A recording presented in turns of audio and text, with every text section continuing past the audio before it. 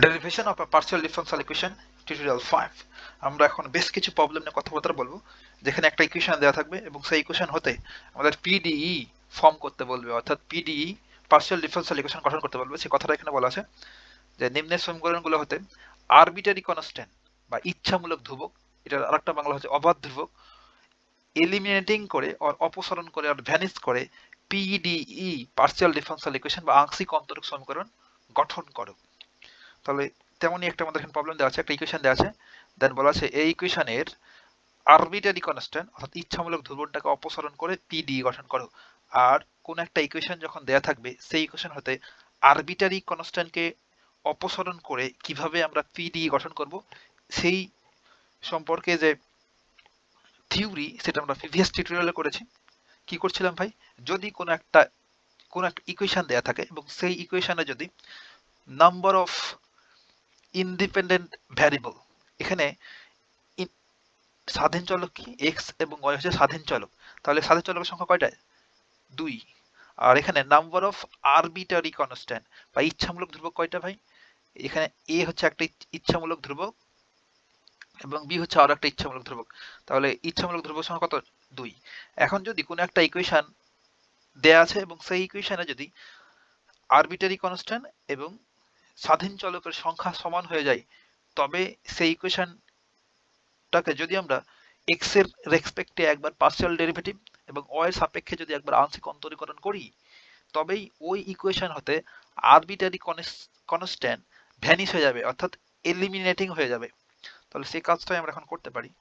আমরা প্রিভিয়াস টিউটোরিয়ালে কথাবার্তা বলছি খুব বেশি। সলিউশন আমরা বলে দেব প্রদত্ত সমীকরণ বা গিভেন ইকুয়েশন। আমাদের ইকুয়েশনটা কি দেয়া আছে?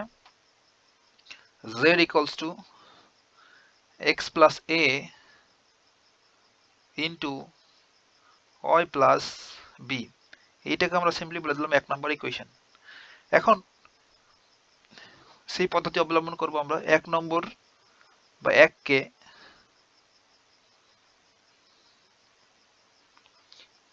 x ও y এর সাপেক্ষে আংশিক অন্তরীকরণ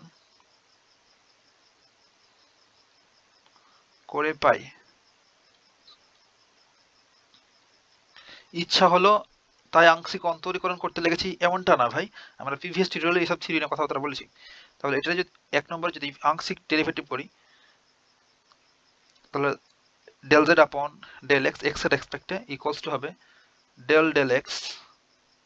আর আমরা যদি এই পোর্শনটুকু একটু গুণ করে ফেলি, এই দুটাকে গুণ করলে কি হবে?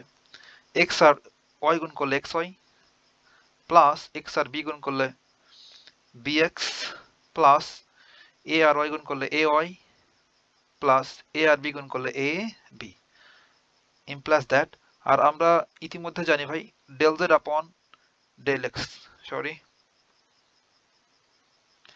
del z upon del x, এইটাকে আমরা বলি p, তাই না? আমরা এটা জানি। তাহলে del z upon del x সমান লিখে দেবো p ইকুয়ালস টু, ডান পাশটা যদি ডেরিভেটিভ করে ফেলি আংশিক, তাহলে দেখেন x এর এক্সপেক্ট করছি এখানে x আছে সেহেতু এটা y, x কে করলে 1 আর y পরে গেল কনস্ট্যান্ট আকারে থেকে গেল পাশে, আর এখানে bx, তাহলে bx কে আংশিক ডেরিভেটিভ করলে কি হবে? x কে করলে 1 আর b পাশে পরে থেকে গেল, তাই না? একদম তাই। আর বাকিগুলো দেখেন, আমরা যেহেতু x এর এক্সপেক্ট করছি এখানে x নাই সেহেতু এটা কনস্ট্যান্ট, এটা 0 এবং ab কে করলেও 0। এখন আমরা যা পাইলাম সেটাকে বলে দেব 2 নম্বর ইকুয়েশন। এবার আমরা এবার y এর এক্সপেক্টে করব, তাহলে del z upon del y, কারণ আমরা এখানে বলে দিয়েছিলাম যে x এবং y এর এক্সপেক্টেড আংশিক ডেরিভেটিভ করব, equals to del y, just গুণ করার টার্মটা লিখে ফেলবো xy প্লাস, আপনি এসব লাইন নাও করতে পারেন, একবারে লিখতে পারলেও ভালো, বাট আমরা প্রাইমারি স্টেজে আছি তো তাই সব করছি আর কি। একটা টাইমে গিয়ে আমরা এইসব লিখবো না, ডাইরেক্ট আনসার লিখে দেবো ay প্লাস ab ইমপ্লাস দ্যাট। আর del z upon del y, এটাকে আমরা কি লিখতাম? q, del z upon del y এটাকে আমরা লিখি q, তাহলে এখানে বসে দিলাম q ইকুয়ালস টু, আর যেহেতু y এর এক্সপেক্টেড ডেরিভেটিভ করছি তাহলে এখানে y যেহেতু রয়েছে সেহেতু y কি করলে 1 আর x পরে থেকে গেল কনস্ট্যান্ট আকারে, আর এখানে কোনো ওয়াই নাই সেহেতু এটা 0, আর এখানে ওয়াই রয়েছে তাহলে প্লাস এ, ওয়াই কে করলে 1 হয়েছে, আর এখানে কোনো ওয়াই এর টার্ম নেই সেহেতু এটা 0 কনস্ট্যান্ট। তাহলে আমরা কিউ ইকুয়ালস টু পেলাম x প্লাস এ, এটাকে আমরা বলে দিলাম 3 নম্বর ইকুয়েশন।